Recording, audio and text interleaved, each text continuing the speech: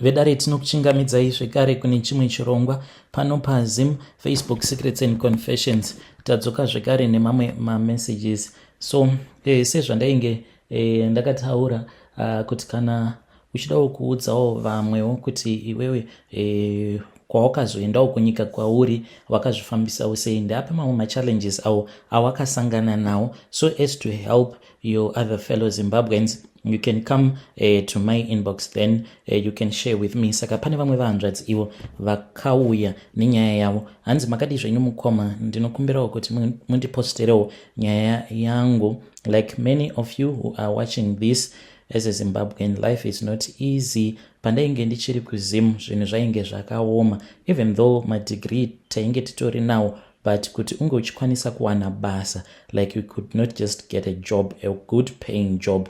One day ndipo pandakabva ndazosangana nepost paFacebook about working kuno ku island as a caregiver. So it just caught my attention, but still I had that doubt kuti our ndoma scams waka, because it was mentioned kuti there were sponsorship opportunities zvainge zvisati zvanyanyisa kuva nemukurumbira mazuva acho iwawo. So I did not have a nursing qualification, so I could not understand kuti what exactly happens, because ndaingofungidzira kuti munhu unokwanisa kungouya like nema-COS only if you are a nurse. So I started digging it deep, and I was willing to start somewhere. That is the most important thing. You need to start somewhere when you want to move kunoko. That was when I took my first step. So before applying for anything, painge paine ma requirements that were needed. So the visa demanded that ndaifanira kuva a caregiving certificate. So I enrolled in a short caregiving course muHarare. So these courses chaakanakira macourses awa, they are very affordable. Kunyange zvikanzi zvinhu zvakaoma, you can still afford to do a caregiving certificate. And kutori nemamwe macolleges anoto offer online options. I learned about basic patient care, first aid, and how to assist people with disability or the elderly. And that was when I then started to do mamwe ma research, because ndainge ndichida kuti ndinge ndichiuya kuUK, ndo pandakabva ndazoziva kuti panodiwa anonzi ma-IELTS in brackets, International English Language Testing System exam. So it took me a couple of months, because Maria yainge ichidiwa yainge yakati one day to prepare, and I even passed on my first attempt. Then that was when I got my passport, and that might seem to be very obvious. Obviously, panotoda passport, but mukomana, I had to raise that money kutokwereta nekukwereta kuti ndinge ndichikwanisa kuzotorawo passport. So after I had taken my passport, I then realized kuti I still needed to work, and ndokubva ndazoya ku South Africa. Mukomana, even though pandakauya ku South Africa, vaitovako vamwe vaitoshanda mumarestaurant, because inini I started working in Cape Town. So some of the people avo vakaita kuti ndinge ndichizoenda kuSouth Africa, they thought kuti I was just foolish, kuti sure munhu tinomutumidzira mari parestaurant pakati pari kutodiwa munhu for a waiter job. But inini handina kuda kuona the salary that I was going to be making as a waiter nema tips. I was looking in the future. So kana uchita zvinhu zvako, make sure kuti kunyangwe vanhu vakakushora, but iwewe if you think kuti what you are doing will make you to have a better future, keep on pushing for that. Ndakatombonzi nevamwewo vekuchurch, zvamuri kuita izvi hamuoni kuti muri kutambisa nguva here? Idzo hama dzenyu dzichishanda mumarestaurant, munzi imimi kubasa kwacho hamusi kuda kuenda, you are wasting time. Mukomanashi, even though I was working, I was just earning nothing at the end of the day. But ipapo, what I was doing was that I was strengthening my CV. I worked there for about a year and a half, saving as much as I could. Pandakaona kuti ndainge ndava neexperience, zvandakazotanga kuita ndezvekuti ndakabva ndazoenda zvekare pane imwe nursing home. That was when I started working kune imwe restaurant. Ndaitiwo pandinenge ndichikwanisa, ndaienda kunursing home kuya, and there I was working on voluntary basis. So I was continuing strengthening my CVs. Then after that, that was when I started researching experience ndainge ndinayo, looking for Irish employers who could sponsor my visa. So kune vanenge vachida, kune websites akaita sana Irish Jobs, vana care.com, vana Indeed, IE, where you can find jobs openings for caregivers.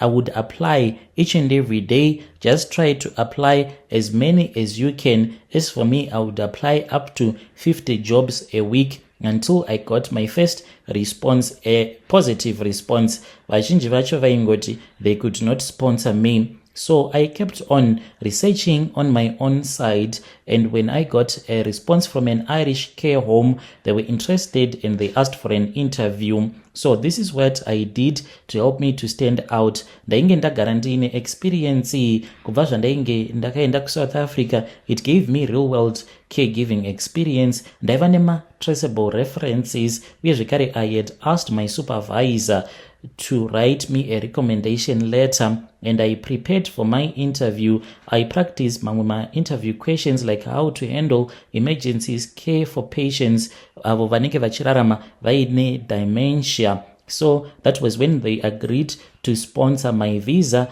Then they sent me a COS job offer, which I was supposed to use to apply for the Irish work visa. The process, Mkomanashi, for me, it took me some months, and I had to submit my COS job offer letter, proof of qualifications, work experience, bank statements to show I could support myself during transition yacho, police clearance from Zimbabwe, uye zvekare another police clearance from South Africa, sezvo ndainge ndamborarama ndiri muSouth Africa. Handidi kukunyeperai mukoma. Most of the nights I could not sleep. It was nerve-wracking waiting for the approval. When I finally got my visa, I could not even believe it, because my dream was now reality. Ndakazouya kuno kuko Island. For sure it felt so real. Then ndikabva ndazopiwawo temporary accommodation, vakandibatsira kuti ndike ndichita settle in. The work, to tell you the truth, it is very demanding, but at the same time, zviri nani kushanda zvinorwadza. At the end of the day, you are getting something that is meaningful, assisting your patients with daily task. Izvo unozvidzidziswa paunenge uchiita care certificate rako. The salary is way better than the salary that I was making in South Africa, and ndinotokwanisawo kuti ndinge ndichitumidzirawo vabereki mari kumusha and to save for my own future. So kana uchidawo kuita izvi, this is what I recommend. Get started. Make sure kuti you start a caregiving course. Even a basic one can open doors. Chakakosha ndechekuti try to gain experience, because I think kuti mamwe ma-colleges awo ari kungokurudzira vanhu kuti kana vawana ma-caregiving certificates avo vobva vatotanga kutoapply kuuya kunoku. They are making a huge mistake, because vazhinji they are coming here without the idea of what they are going to be facing. Vamwe I think vachazopedzisira vava traumatized so much that vachapedzisira vava kubata ma-clients avo nedzimwe nzira dzekuti dzichazokanganisirawo vamwe. I don't know if you understand me. Kuita rough ma-clients ako, you will hear reports of that, because kune vamwewo vava kungouya for the sake of money without having that passion to assist the elderly. Gain experience. This can help you to have that passion. Ozviziva kuti basa iri randiri kuita, I am doing this because it is my job and I love to take care of the elderly. Try to improve your English. Zamawo kuita ma-IELTS nekuti zvinokubatsira. Practice daily and ramba uchingotsvaka mabasa paFacebook uye zvekare online on different websites. It can help you. Take patient. Be patient, because this process, it takes time. Inini sezvandakuudzai kuti I applied for over 50 jobs a week, and I waited for almost 2 years. Moving from Zim to Island ne visa rangu, it was a challenging journey, but I can't even regret. I hope kuti nyaya yangu mukoma it is going to inspire someone else out there. Do not believe kuti this is going to be easy. Zvinhu zvekutoti unotomboita uchiita give up because it takes a very long time. Ameno zvimwe kuda kana kuine vanenge vaine mari vekuti vanongoita ekutengera. Inini ndakauya ndega mukoma. Vedare ndo message iyo yandakatumidzirwa ichibva kuna vahanzvadzi vedu. So kana kuri kunziwo unenge uchidawo kutibetsera, uchida kutiudzawo kuti kunyika kwauri wakazvifambisawo sei kuti unge uchizoendako kunyika ikoko uye zvekare ukwanise kugara munyika imomo uine mapapers ako akanaka. You can come to my inbox and you share with me your own side of the story.